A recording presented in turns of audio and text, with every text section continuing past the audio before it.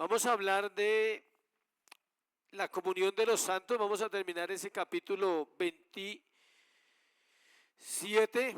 Luego hablaríamos del bautismo y la cena del Señor, que son 28, 29 y 30. Ya estamos a punto de terminar. Luego pasaríamos a hablar del 31, que es... los dos últimos son escatología. Los dos últimos capítulos de la confesión de fe son escatología. Hoy vamos a hablar de la comunión de los santos, la segunda parte, los deberes de la comunión.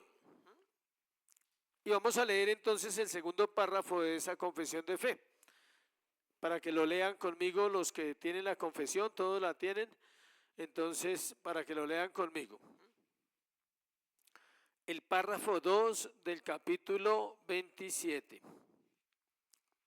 Dice así: los santos, por su profesión, están obligados a mantener entre sí un compañerismo y comunión santos en la adoración a Dios y en el cumplimiento de los otros servicios espirituales que tiendan a su edificación mutua, así como ayudarse unos a otros en las cosas externas según sus posibilidades y necesidades.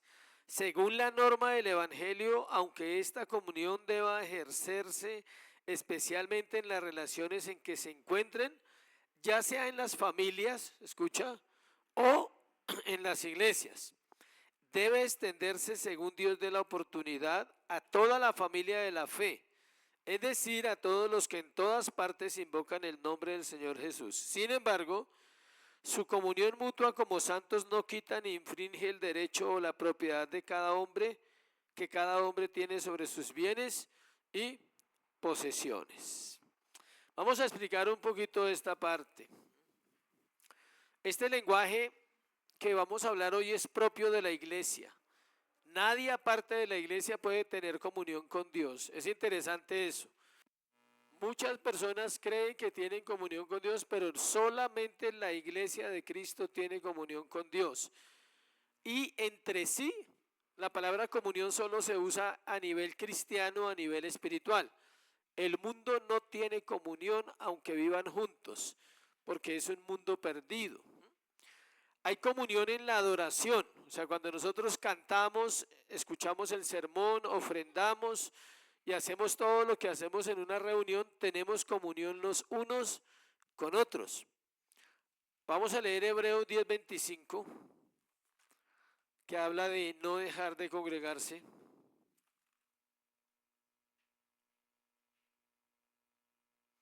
Hebreos 10:25.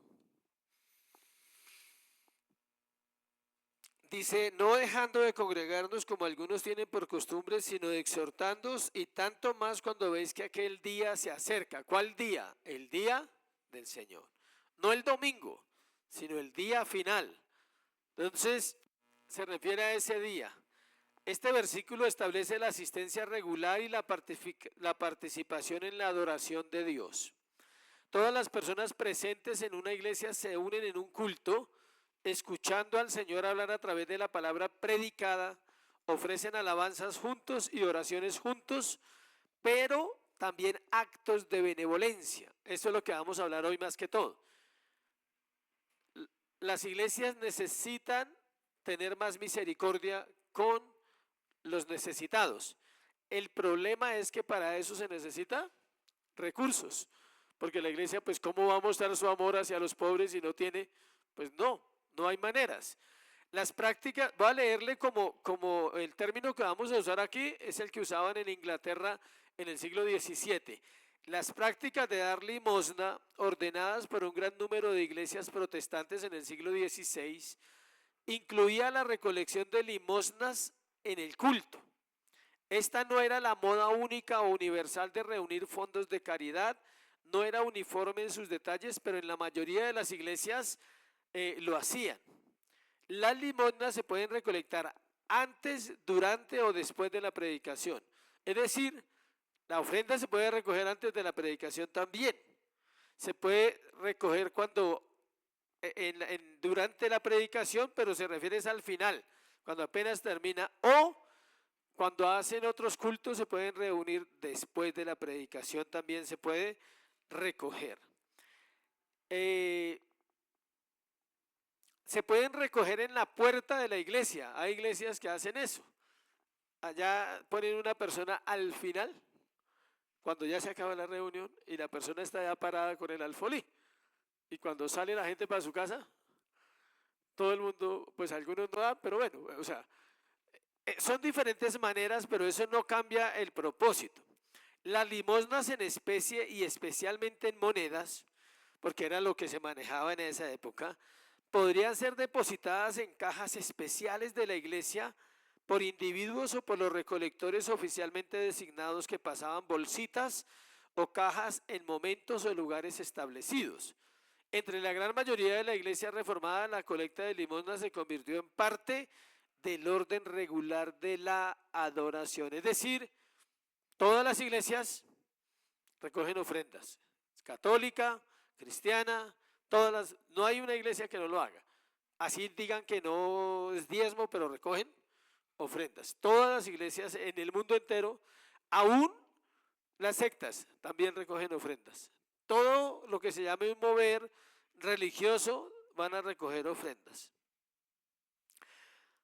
También está la realización de otros servicios espirituales que sirven para la edificación mutua. Entonces, no solo el domingo, sino entre semana también se pueden hacer reuniones, que también las iglesias las hacen. Benjamin Kish es uno de los duros ahí de la confesión. Creo que es el más importante, siempre que escuche ese nombre, Benjamin Kish, tiene libros muy buenos acerca de eclesiología y eso. Dice lo siguiente: procura que te mantengas diariamente cerca de Dios en la Santa Comunión y comunión de los santos. O sea, insistimos, nadie puede decir que tiene comunión con Dios plena hasta que tenga comunión plena ¿con quién? Con sus hermanos. Ese es un hueco, esa es una batalla y es una lucha que hay que superar como cristianos. Por eso el pastor no puede tener problemas con nadie, sino amarles a todos y bendecirles y decirles la verdad cuando sea necesario, porque si no, no podría tener comunión con el Señor. Sí se puede, ¿no? Aclaro, sí se puede. Tiene que ver con, hablaba eso con alguien, tiene que ver con ocuparse de su corazón. Cuando usted se ocupe de su corazón seriamente, usted no va a tener problemas con nadie. ¿Por qué usted tiene dificultades con otras personas? Porque algo no está bien allá y acá. Entonces, cuando las dos personas están en comunión con el Señor, aprende uno a soportar al insoportable y aprende a amar al que no se puede amar y aprende a bendecir.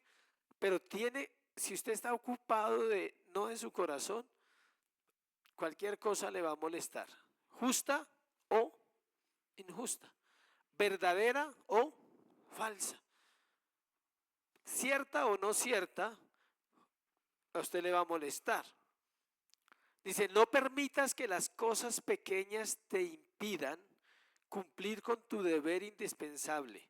Si no quieres decaer y marchitarte, no permanezcas sin comunión constante con el Señor y sin compañerismo con los miembros de tu congregación.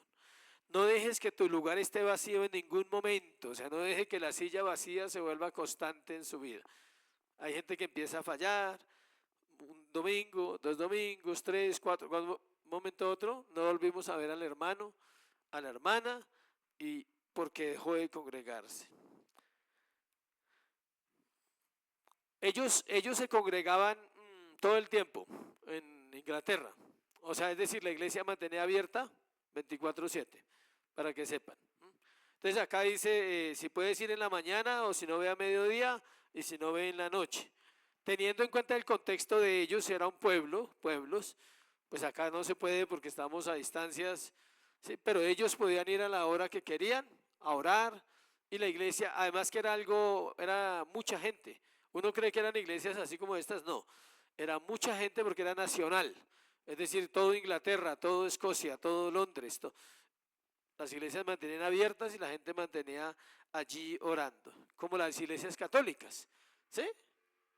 Mantienen abiertas. El que quiera entra allá, se arrodilla, se santigua, hace su rezo y sale y se va. ¿Qué día había en un pueblito que fuimos, había una señora ahí en la puerta tomándose su cervecita, ahí en la iglesia católica tomándose su cervecita? Si no pasa nada, ella diría, pues estoy aquí en la casa del Señor tomándome mi cervecita.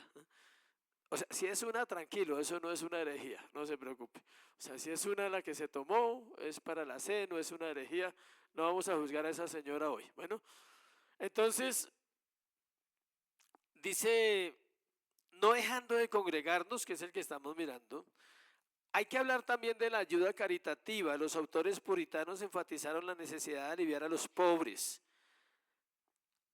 Benjamin Kish sigue hablando de esto. Dice, esta comunión debe extenderse de tres maneras: en las familias, en las iglesias y en toda la familia de la fe. Note que habla de la familia, pues porque todos debemos proveer para nuestra casa. Habla de las iglesias, pero también habla de la familia de la fe, es decir, otras iglesias. Tomando en serio la afirmación que Pablo da de los que no cuidan los miembros de su familia. Primera de Timoteo 5:8. Ahí Pablo da una exhortación a los que no proveen en su casa, ¿sí? Esperamos que no sea el caso de los varones de la iglesia. Todos son juiciosos, trabajadores, todos proveen para su casa. Dice, porque si alguno no provee para los suyos, mayormente para los de su casa, ha negado la fe y es peor que un incrédulo. Muchos hombres no proveen lo suficiente en sus hogares y son cristianos, estamos hablando de cristianos. A ellos hay que exhortarles y decirles que eso es una actitud de un impío. Y hay que llamarle la atención porque debe proveer para su casa. Dice, busca el bien temporal, busca el bien temporal, así como el espiritual de todos tus hermanos, especialmente de aquellos que son de la misma iglesia o comunidad contigo. Ninguno busque lo suyo propio, sino cada uno las riquezas de su hermano, dice Pablo en 1 Corintios 10:24. Hacen de tal manera que deben ayudar a los demás cuando les sea posible, obvio. Si usted no tiene, pues no puede, pero si le es posible, ayúdelos. Pablo habla de cómo él no buscaba sus propios beneficios, sino el de muchos para que sean salvos. 1 Corintios 10:33.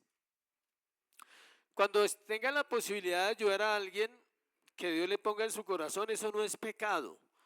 A veces creemos que en este contexto de Iglesia Bautista Reformada no se debe ayudar a las personas económicamente. No estoy hablando del pastor, sino de las iglesias o de las personas de su iglesia. También se puede ayudar a una persona, que usted sepa que esa persona está pasando ¿qué? Necesidades y que usted tenga. No que va a sacar del mercado de su casa, porque claramente dice que debe proveer para su casa primero. Note esto, mucha gente quiere ser más bueno que Dios. Entonces va por la calle y ve a alguien que tiene hambre o una familia y dice, le voy a comprar un mercado, pero va a gastar la plata del mercado de su casa. No debe hacerlo. Y no peca. ¿Sí me explico? Primero está su familia. Si tiene para su familia lo suficiente y dice, ¿puedo darle a esta familia? Hágalo.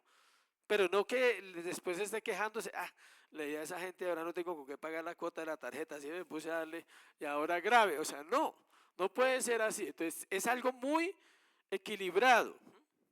Otro hombre muy, muy importante es Nehemías Kosh. Él dice, mire lo que dice.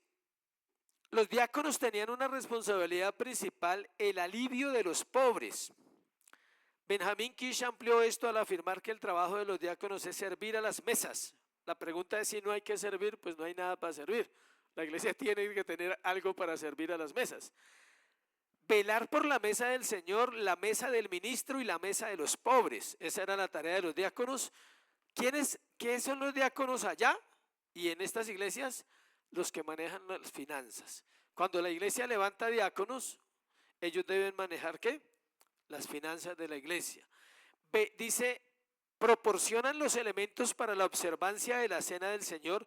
O sea, están pendientes de comprar el vino, el pan, revisan la membresía para asegurar que todos los miembros contribuyan al sostenimiento financiero del ministerio, es decir, Los diáconos son encargados de llamar a un miembro y decirle, oye, tú este mes no diezmaste, este mes no ofrendaste, ¿qué es lo que me toca hacer a mí con ustedes por ahora? ¿Sí? Pero eso lo tiene que hacer un ¿qué? Diácono, autorizado, delegado. Y él tiene que tener, si no puede hacer eso, no puede ser diácono. Uy, qué pena. No, es que no es para usted. No, usted no está pidiendo plata para su casa ni para su mercado. Es un orden que hay en la iglesia y es una tarea que se le delega a ese hombre. Él tiene que tener los datos de todos los miembros y llevar una contabilidad. Ay, este mes, ¿será que tiene problemas? Es para saber, quizás tenga problemas. Quizás le robaron la quincena, ¿sí? Uno no sabe. Y quizás en vez de pedirle, toque ¿qué? O sea, no crea que es solo para pedirle, no, es para saber por qué el hermano lleva 3, 4 meses y no, ve, tan raro, vamos a llamarlo. O voy a ir a visitarlo a ver qué pasa, ¿sí?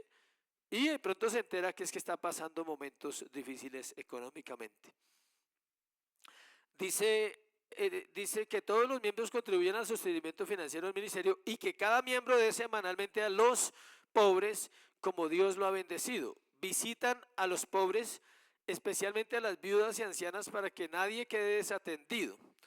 En Bristol, que era una de las iglesias de allá de Inglaterra, se les encargó guardar los fondos de la iglesia, distribuirlos entre los pobres y usarlos para cualquier otro uso para el bien de la congregación, siempre que primero buscaran la aprobación de la iglesia. Es decir, la iglesia tiene que estar de acuerdo con lo que se hace con el dinero. No es que el pastor diga, vaya y dele a ese o no. La iglesia debe saber si la iglesia, valga la redundancia, tiene un fondo y ya está mejor económicamente. Los miembros deben saber qué se hizo con ese dinero. Se le dio un mercado a fulano, el otro no tenía esto, se compró esto para la iglesia. Debe haber un orden en eso y esa es la tarea del diaconado. La benevolencia era una parte importante del ministerio de las iglesias de Inglaterra, tanto como las iglesias bíblicas en el Nuevo Testamento. Londres, mire esto tan interesante, esto me gustó mucho como me gusta la matemática. Londres tenía un libro de contabilidad detallado, la iglesia de Londres. Esta preocupación era muy práctica. Los fondos se recaudaron semanalmente, generalmente a nivel de, se manejaban libras esterlinas. Acá dice 1,10 con gastos de 1,9, con los cargos por pan y vino agregados, a menudo estaban ligeramente por debajo del equilibrio. Me puse a investigar cuánto es 1,10 o 1,9 en libras, 1.500.000 a 1.700.000 gastaban. Eso es un dineral. El sueldo de un año estaba en 15 libras, es decir que estamos hablando de 20 libras, era el sueldo, más del sueldo de un año el que recogían entre la iglesia. Es harta plata, podríamos hablar de 15 millones de pesos hoy, que recogían para el pan y el vino, para que la iglesia tuviera, ¿sí?, todo lo que necesitaba. El libro de contabilidad registra que regularmente recibían y desembolsaban el dinero para proporcionar carbón para calefacción en los hogares de los pobres. O sea, la iglesia recogía plata y como allá hay invierno, y una cosa que sufre Europa es el frío, ahora hay casas con calefacción, pero en la época era ¿qué? Carbón para la chimenea. Miren lo que gastaban. Desembolsaban el dinero para proporcionar carbón en los hogares de los pobres. El 23 de agosto del 95, de 1695, se entregaron 8,02 a los necesitados para carbón. 8,02. Es decir, eso ya eran casi 10 millones de pesos. De 8 a 10 millones de pesos para los pobres.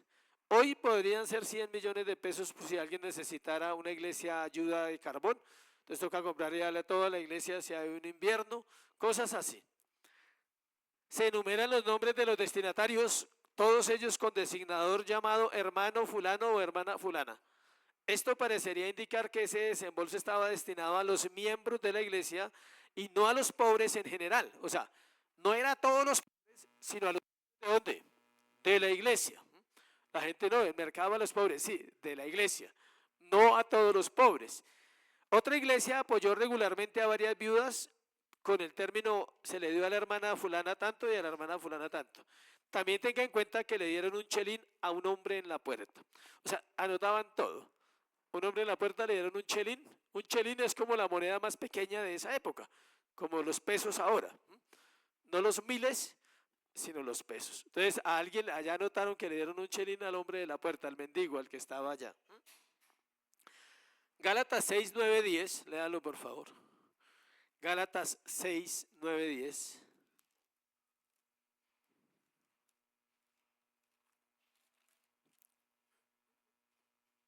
No nos cansemos pues de hacer el bien, porque a su tiempo segaremos y no desmayamos. Así que según tengamos oportunidad, hagamos bien a todos y mayormente, o sea, es increíble cómo hay que aprender a saber bendecir. Bendecir no es darle a todo el mundo. Bendecir es saber a quién se le da. Hay una ley en la vida cristiana que es espectacular, que es muy difícil para el cerebro humano, y es lo que dice la Biblia, que al que tiene se le dará más, no al que no tiene. ¿Sí ve? Al que tiene. ¿Por qué Dios usa esa regla en la vida cristiana? Porque a veces se cree que hay que darle solo al que no tiene, pero se le puede dar al que tiene. No pasa nada. O sea, cualquier día podemos darle el mercado al que no lo necesita. ¿Por qué? Porque así es. Y porque así está escrito en la Biblia y tenemos que hacer caso. No es darle un mercado solo al que no tiene, sino es darle un mercado al que tiene. ¿Por qué? Porque quizás Dios le ha bendecido y quiere bendecirle más. ¿Y usted cómo va a estorbar? O sea, ¿usted cómo va a estorbar esa bendición de alguien que... No, pero es que ese ya tiene. No, es que la Biblia no dice que se le da porque no tiene. Se le da porque Dios bendice como se le da la bendita voluntad. Entonces, antes bien dice que cada día debemos nosotros buscar ser generosos con todas las personas. Vamos a leer la última parte. Sin embargo, su comunión mutua como santos no quita ni infringe el derecho a la propiedad que cada hombre tiene sobre sus bienes y posesiones. Es decir, el hecho que esto es importante porque algunas iglesias, o no tanto iglesias, sino algunos grupos, han abusado y engañan a la gente. Entonces le piden las propiedades. Por eso la confesión de fe es tan importante para una iglesia. Una iglesia sin confesión de fe tiene una confesión propia. ¿Cuál? La que ellos predican. Todas las iglesias, todas en la tierra, llámese como se llame, sea evangelio correcto o incorrecto, tienen una confesión de fe. Solo que no la conoce sino el que predica, no la conoce el pueblo. ¿Cuál es su confesión de fe? Lo que predica, lo que enseña. Entonces resulta que usted llega a una iglesia y si alguna persona le dice a alguien nuevo, dice, el año pasado me regalé la casa a la iglesia. Entonces el otro dirá, uy, a mí también me toca regalar la casa. No, no funciona así, eso no es así. Por eso la confesión de fe, lo primero que aprendimos cuando iniciamos la confesión de fe, es para qué sirve una confesión de fe. En este caso, esta, que es de las más claras en cuanto al concepto del cristianismo, sirve para guardar a la iglesia de las herejías y para guardar a la iglesia de la falsa doctrina. Entonces, por eso deja claro al final, dice, sin embargo, o sea, todo eso de atrás, y al final dice, sin embargo, su comunión mutua como santos no quita ni infringe el derecho a la propiedad que cada hombre tiene sobre sus bienes y profesiones. Es decir, no se le puede obligar a una persona a que dé si no tiene. Y es dueño de sus cosas, no la iglesia. La iglesia no administra sus cosas.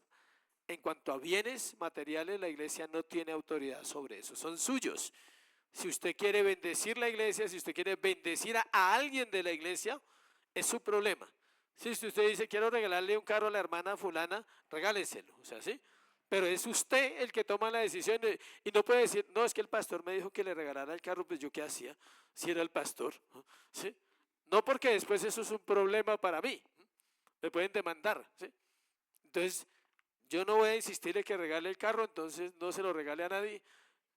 Ahí dice, es personal. Suena chistoso, pero hay gente que ha llegado ahí. En varios países, en México hay un grupo bien difícil, en El Salvador también, donde se ha demostrado que la gente regala todo a la iglesia, todo. O sea, todo es todo, hasta los hijos. Hasta las hijas se las entregan al pastor, a los hombres de la iglesia. O sea, ya pasa a lo demoníaco, al otro lado. Entonces, es bueno que la iglesia sepa que hay unos parámetros aún en el dar generosamente, pero para eso se necesita conocer todo esto que estamos hablando. ¿Qué otra cosa podríamos agregar allí? Cuando el texto de Gálatas dice, no debáis a nadie nada, sino el amaros los unos a los otros. Chévere eso, ¿no? Que usted no le deba a nadie nada, sino que solo el amor. Usted diga, uy, ese hermano es que no tengo nada que reprocharle porque solo ama. Ah, súper. Porque el que ama al prójimo, ¿qué dice? Ha cumplido la ley. Duro, ¿no? Cumplir la ley. Amar a Dios y amar a quién. No se engañe en su mente en la ecuación. No se puede amar a Dios si no se ama al prójimo. Entonces no se engañe en su mente porque usted dice, uy, yo amo a Dios con todas mis fuerzas, pero no soporto. No, no, no, no. O sea, están amarradas las dos cosas. Tú dices que amas a Dios, yo te creo, pero eso se debe reflejado en el amor al prójimo. Ahora, vamos a hablar del amor al prójimo en varias facetas. La primera, la más fácil, orar por él. Esa es la más fácil, aunque para algunos esa es la más difícil. Pero para mí, si usted me pregunta, esa es la más fácil. Yo oro por la iglesia, algunas veces con nombre propio, con apellido y ciudad y dirección. ¿Sí?